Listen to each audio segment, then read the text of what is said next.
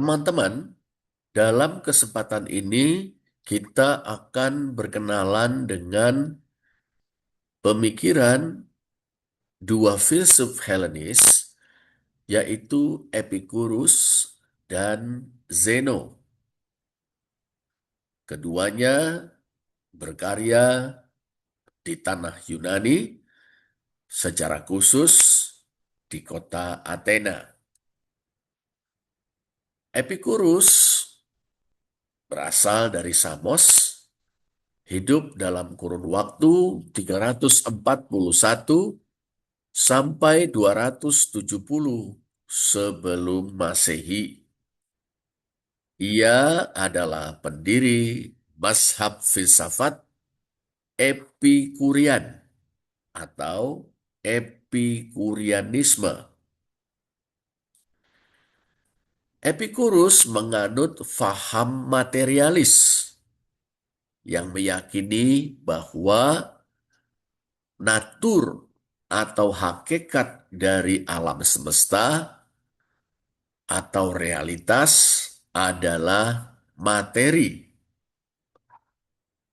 Menurut Epicurus, alam semesta terdiri dari atom-atom yang padat yang tidak dapat dibagi-bagi dan bersifat kekal atau abadi. Nah, atom-atom itu tersebar di dalam ruang hampa. Atom-atom itu tersusun sedemikian rupa dalam berbagai konfigurasi untuk membentuk segala yang ada, termasuk alam, organisme hidup, bahkan pikiran dan kesadaran. Jadi hakikat dari pikiran adalah atom-atom yang tersusun menurut konfigurasi tertentu. Demikian juga kesadaran manusia. Karena itu, menurut Epicurus, segala sesuatu dapat dijelaskan melalui sebab akibat yang bersifat alamiah. Tidak perlu kita merujuk pada kekuatan supranatural atau adikodrati atau campur tangan ilahi, dewata di dalam dunia untuk menjelaskan segala sesuatu. Ini memang merupakan salah satu ciri dari filsafat materialisme.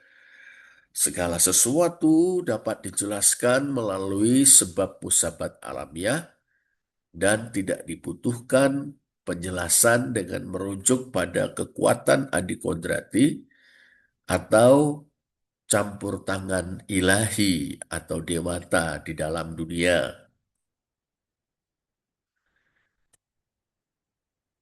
Epicurus mengajarkan bahwa tujuan utama manusia adalah kesenangan. Dari bahasa Yunani, hedone, artinya kesenangan. Dan dari kata inilah, atau dari kata Yunani inilah nanti kita memiliki istilah hedonisme, ya. Tapi kita perlu perjelas bahwa hedonisme Epicurean itu bukan bertujuan untuk mengejar pemuasan indrawi atau pelampiasan nafsu, ya. Hedonisme sebagai filsafat yang menjadikan kesenangan sebagai tujuan utama manusia dalam versi Epicurean adalah suatu keadaan aponia dan ataraksia. Ya, kesenangan yang dimaksud oleh Epicurus dan para pengikutnya bukan kesenangan indrawi bukan pelampiasan hawa nafsu, melainkan aponia dan ataraksia. Aponia berarti tidak adanya rasa sakit secara fisik. Ataraksia, kebebasan dari ketakutan atau kecemasan. Barangkali kalau kita menggunakan ungkapan lain, senang berarti sehat jasmani, sehat rohani. Sehat jasmani, senang secara rohani. Nah, hedonisme Epicurean atau ajaran Epikuros tentang hedonisme menginginkan kehidupan yang tenang, tentram, ya, adem tentrem. Kadyo Sineram Banyuwayu Sewindu Lawase. Jadi kehidupan yang tenang, yang tentram, yang damai, yang diisi dengan kesenangan yang moderat, yang tidak berlebih-lebihan. Jadi bukan mengumbar hasrat akan kenikmatan. Bahkan Epikurus memperingatkan, kalau kita minum anggur, wine berlebihan, jadinya malah sakit, pusing-pusing, muntah-muntah, kehilangan kontrol diri. Ia menginginkan kesenangan yang moderat, yang wajar-wajar saja, di mana cita rasa kita itu boleh diteguhkan lewat hal-hal yang menyenangkan, tapi tidak membawa kita ke dalam sakit atau penderitaan.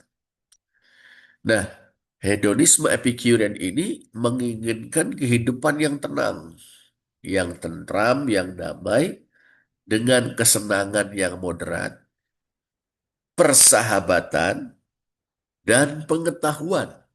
Ini ya, hidup yang diisi dengan kesenangan yang tidak berlebih-lebihan, diisi dengan persahabatan, diisi dengan pengetahuan, dan bukan kepuasan yang intens dan sesaat.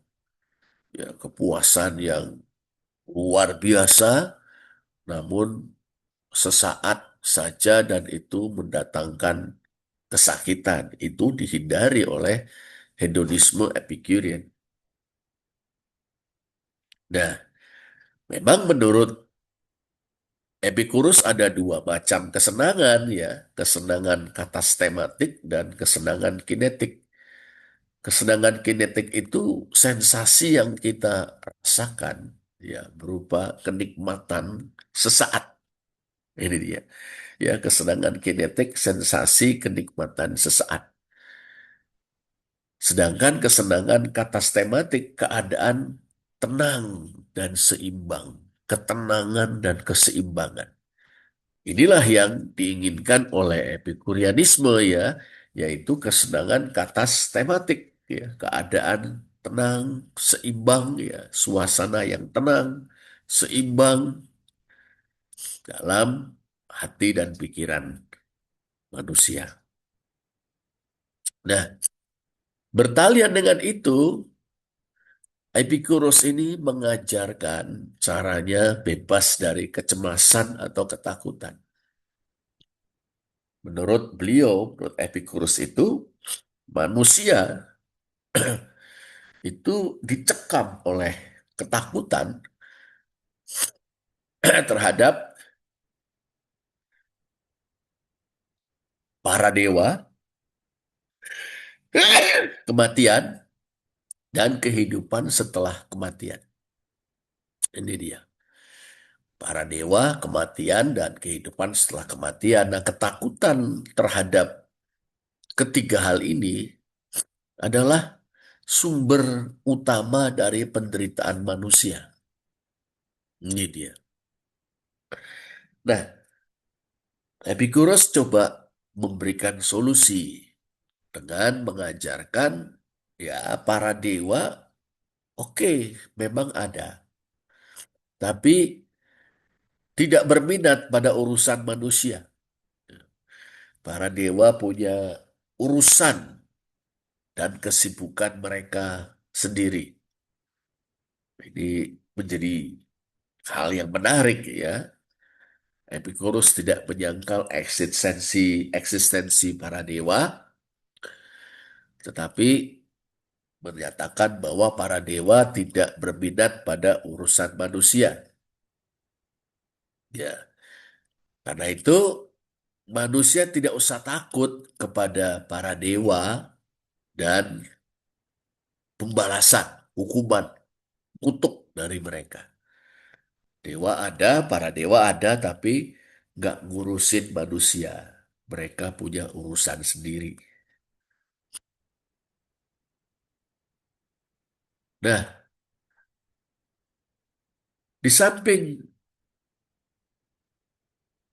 takut pada para dewa, manusia juga takut pada kematian dan kehidupan setelah kematian.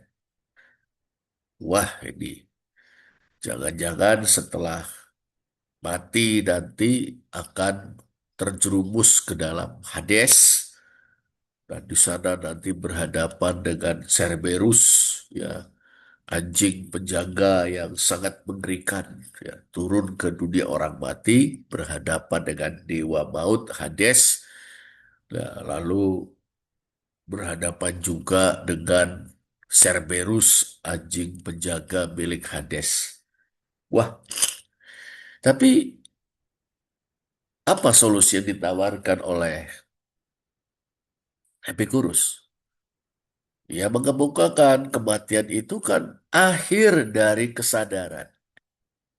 Saat mati, kesadaran berhenti. Saat kita mati, kita sudah tidak punya kesadaran lagi. Kita tidak bisa merasa ini, merasa itu. Karena itu, buat apa takut akan kehidupan setelah kematian? Itu dia. Kata Epicurus itu, sebelum kita mati, kematian belum datang. Setelah kita mati, kematian sudah lewat. Kita sendiri sudah tidak memiliki kesadaran. Buat apa takut mati? Buat apa takut akan kehidupan setelah kematian? Karena saat mati, kesadaran berhenti. Wah, ini ya. Dan rupanya nasihat ini eh, diterima oleh banyak orang di Athena ya. Nah, dalam kaitan dengan hedonismenya juga, Epicurus itu mengajarkan pentingnya persahabatan dan komunitas. Ya, untuk mencapai kebahagiaan ya, atau kesenangan, persahabatan dan komunitas sangat penting, sangat bernilai. Ia juga menganjurkan kehidupan swadesi, memenuhi kebutuhan sendiri di dalam komunitas kecil yang terdiri dari orang-orang yang memiliki pemikiran yang sama.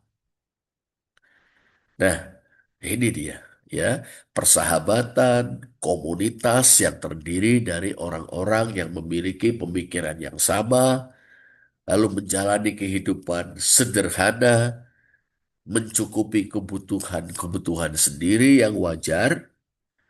Semuanya ini sangat penting untuk mencapai ketenangan pikiran dan menghindari tekanan persaingan sosial. Ini ya, gagasan atau ide atau ajaran dari Epicurus itu ya. Nah, Epicurus menganjurkan gaya hidup sederhana, ya, berfokus pada pemenuhan kebutuhan-kebutuhan yang mendasar. Gaya hidup sederhana, tidak berlebih-lebihan, tidak pamer, tidak melampiaskan nafsu untuk menumpuk kekayaan. Epicurus menganjurkan gaya hidup sederhana, mengajak orang untuk fokus pada kebutuhan-kebutuhan yang mendasar, dan kebutuhan itu diupayakan dipenuhi sendiri atau dalam komunitas orang-orang yang memiliki pemikiran, jiwa, dan semangat yang sama. Epicurus menolak pengejaran kemewahan dan kekayaan. Nah, ini dia. Mengapa? Karena pengejaran kemewahan dan kekayaan sering menimbulkan keinginan dan penderitaan yang sebetulnya tidak perlu dialami. Nah, ini kita teringat mungkin dengan 1 Timotius 6 ayat 10, ya. Bisa dicek ya. Akar dari segala kejahatan adalah cinta akan uang, gitu kan? Nah, karena mengejar uang, waduh, ada orang-orang yang jadi menyiksa dirinya, ya. Kita bisa lihat itu dalam kenyataannya, ya. Rasul Paulus berpesan kepada Timotius, ya, akar segala kejahatan ialah cinta uang, sebab oleh memburu uanglah beberapa orang telah menyimpang dari iman dan menyiksa dirinya dengan berbagai-bagai duka. Nah, Epicurus menolak pengejaran kemewahan dan kekayaan karena hal itu sering menimbulkan keinginan dan penderitaan yang tidak perlu. Secara ringkas kita dapat mengatakan bahwa Epicurus mengajarkan filsafat yang berpusat pada pencarian kebahagiaan, ya, kesenangan yang tidak bersifat pelampiasan nafsu, ya, kesenangan yang merupakan kebahagiaan, yaitu ketenangan, bebas dari rasa takut, ketakutan, kecemasan. Dia mengatakan happiness flourishes in the absence of unnecessary desires. Ya, kebahagiaan itu bertumbuh, berkembang, berbuah dalam ketidakhadiran hasrat-hasrat yang tidak diperlukan. Epicurus menganjurkan kita menjalani kehidupan yang sederhana dan mandiri. Ya, sederhana, tidak berlebih-lebihan, mandiri, memenuhi kebutuhan sendiri, khususnya dalam konteks komunitas.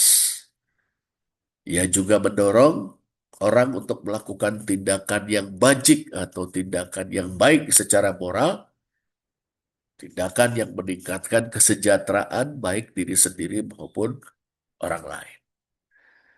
Nah, inilah hedonisme Epicurean. Inilah ajaran Epicurus. Berikutnya kita akan berkenalan dengan pemikiran Stoa atau Stoicisme. Ya, Stoa atau Stoicisme. Pendirinya adalah Zeno dari Citium yang hidup dalam kurun waktu 334 sampai 262 sebelum Masehi. Nah, Zeno sebagaimana halnya Epicurus itu mengajar di Athena. Tempat mengajarnya itu serambi yang dilukis, ya, Stoa Poikile, tiang-tiang besar itu bisa kita lihat. Dia mengajar ya di serambi dengan tiang-tiang besar itu, ya, seperti itu. Disitulah filsafat ini mendapatkan namanya, ya, Stoa itu. Nah, ajaran Stoa atau Stoicisme itu memang memikat orang-orang yang penting, ya, orang-orang cerdas, bahkan dalam eh, negara Romawi, ya, ada Marcus Aurelius, ada Seneca, ya. Nah, Stoa atau Stoicisme itu menekankan pentingnya nalar atau rasio, pentingnya kebajikan atau keutamaan moral, dan pengendalian diri. Stoicisme atau Stoa meyakini kesatuan alam semesta, serta idea bahwa segala sesuatu termasuk manusia adalah bagian dari tatanan kosmik yang rasional. Alam semesta ini sebuah sistem tertata, suatu tatanan yang bersifat rasional. Nah, Zeno juga kaum Stoa meyakini idea bahwa idea tentang apatheia, ya, penanggalan emosi. Nah, apatheia ini atau penanggalan emosi ini adalah jalan menuju kedamaian batin, bahkan di tengah-tengah dunia yang berpancaroba atau penuh gonjang-ganjing. Zeno meyakini adanya prinsip atau kekuatan rasional universal yang disebut logos. Ya, kalau kita lihat, ya, dia percaya tatanan kosmik yang rasional, percaya kesatuan alam semesta. Rasionalitas tatanan kosmik dan kesatuan alam semesta dikarenakan adanya prinsip atau kekuatan rasional universal yang disebut logos. Logos inilah yang mengatur alam semesta dan memberinya tatanan, sistem, dan rasionalitas. Sebuah alam semesta yang rasional, sebuah alam semesta yang merupakan sistem. Ya, di pusatnya ada logos yang mengatur alam semesta, yang memberi tatanan dan rasionalitas pada alam semesta. Sehingga alam semesta ini merupakan sebuah kosmos yang rasional. Nah, konsep ini berkaitan erat dengan konsep Yunani tentang keteraturan dan harmoni kosmik. Ya, di mana-mana mungkin ada banyak kekacauan, perubahan, gejolak, tetapi tetap ada keteraturan dan harmoni kosmik. Sederhananya, dengan ungkapan puitis misalnya, matahari selalu terbit di sebelah timur, terbenam di sebelah barat. Matahari sepasti matahari selalu terbit di pagi hari, terbenam di senja hari. Ini mengandaikan atau menyiratkan adanya suatu keteraturan dan harmoni keselarasan kosmik. Zeno berpendapat bahwa segala sesuatu di alam semesta, termasuk tindakan manusia, ditentukan oleh takdir dalam arti diatur oleh logos. Ini dia. Jadi gak ada yang terjadi kebetulan, gak ada yang terjadi begitu saja. Semua terjadi atas ketentuan logos. Ini faham determinisme. Ya, segala sesuatu terjadi karena sudah ditentukan sebelumnya. Tapi Zeno juga percaya bahwa manusia memiliki kehendak bebas, free will. Dalam arti manusia dapat memilih bagaimana bereaksi terhadap peristiwa dan keadaan eksternal, keadaan yang terjadi di luar dirinya. Nah, ini semua telah ditentukan, tapi manusia dapat memilih mau berespons dengan cara apa atau bagaimana peristiwa-peristiwa atau keadaan yang terjadi di luar dirinya. Zeno mengajarkan bahwa kebahagiaan dan kesejahteraan sejati datang dari hidup yang sesuai dengan alam, yang diatur oleh logos. Dengan demikian hidup yang sesuai dengan logos, itulah kunci kebahagiaan dan kesejahteraan sejati. Nah, itu tercapai, ya, keselarasan dengan logos, itu yang mendatangkan kebahagiaan dan kesejahteraan sejati tercapai bila kita memupuk kebajikan, memupuk keutamaan moral. Nah, empat kebajikan utama dalam Stoa yang terus dipupuk ya untuk mendatangkan kebahagiaan dan kesejahteraan sejati adalah Sophia, Andrea, Dikayasune, dan Sofrosune. Sophia, kebijaksanaan, hikmat.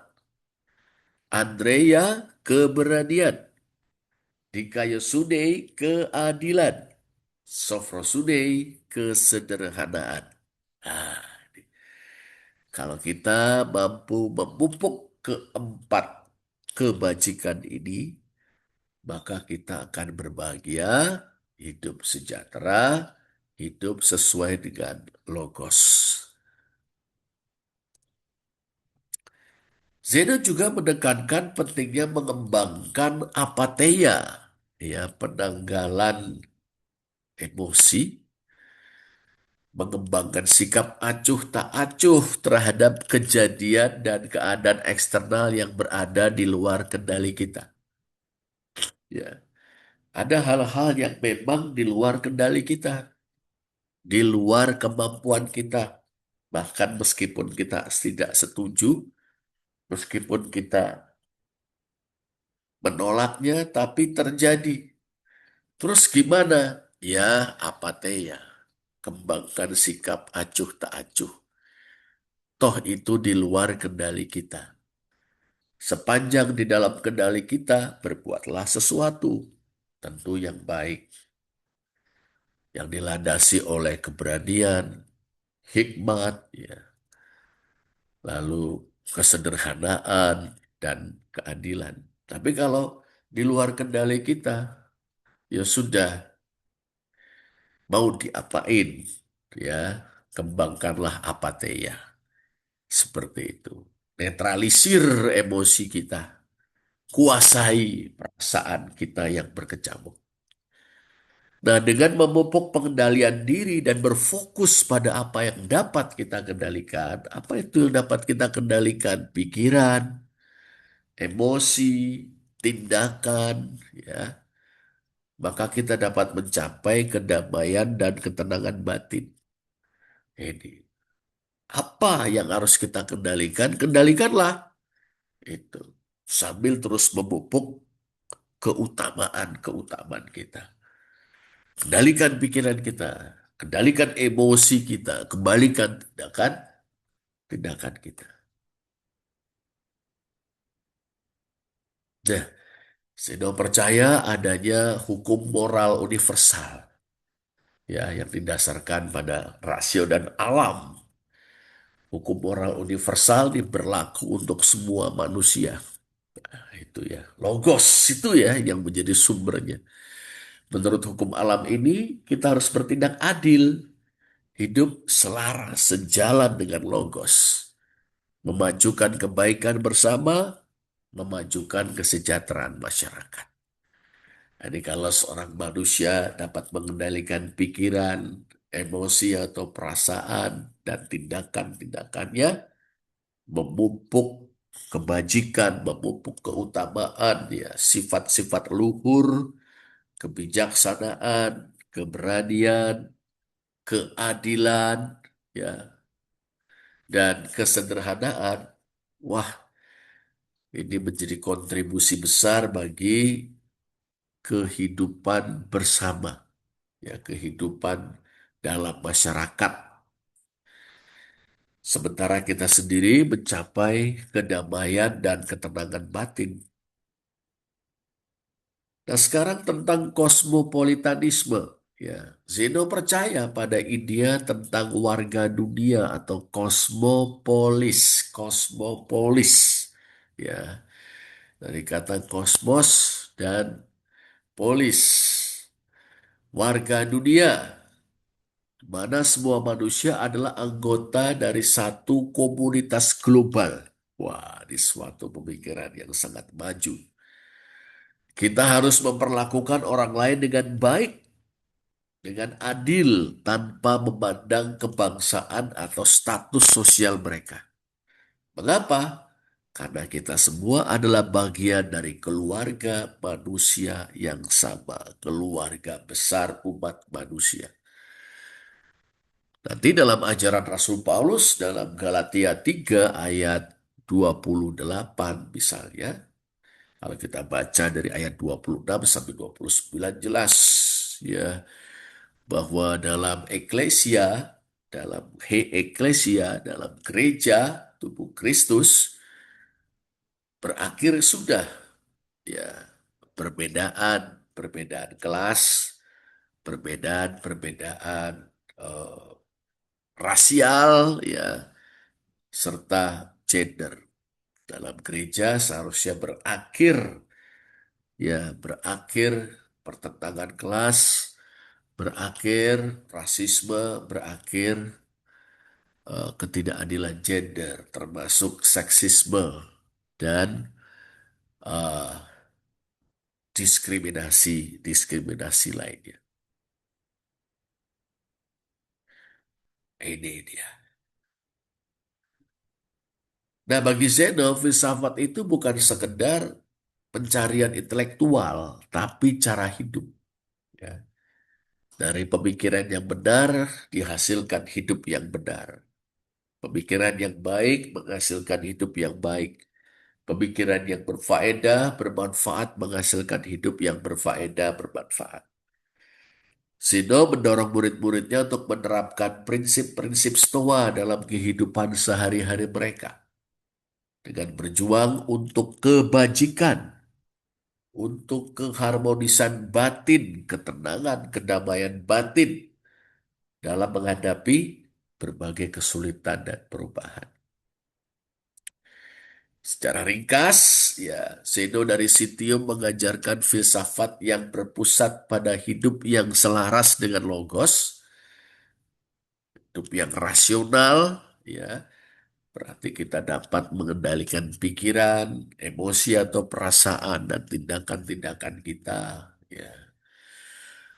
Menumbuhkan kebajikan, mencapai kedamaian batin lewat pengendalian diri, serta acuh tak acuh apatheia terhadap peristiwa-peristiwa eksternal. Artinya mengontrol emosi kita, perasaan kita sedemikian rupa sehingga tidak diombang-ambingkan oleh berbagai peristiwa atau keadaan yang terjadi di luar kita.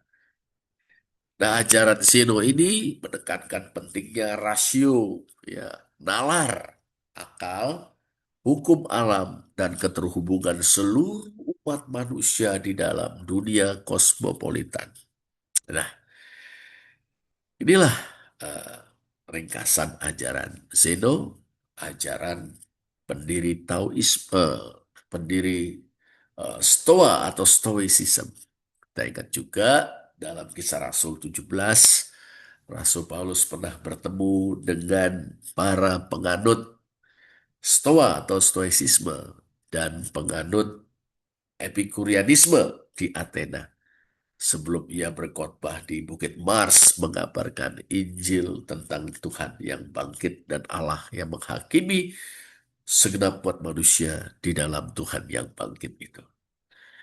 Nah, inilah perkenalan kita dengan pemikiran Epicurus dan Zeno. Perkenalan kita dengan Epikurianisme dan Stoicisme.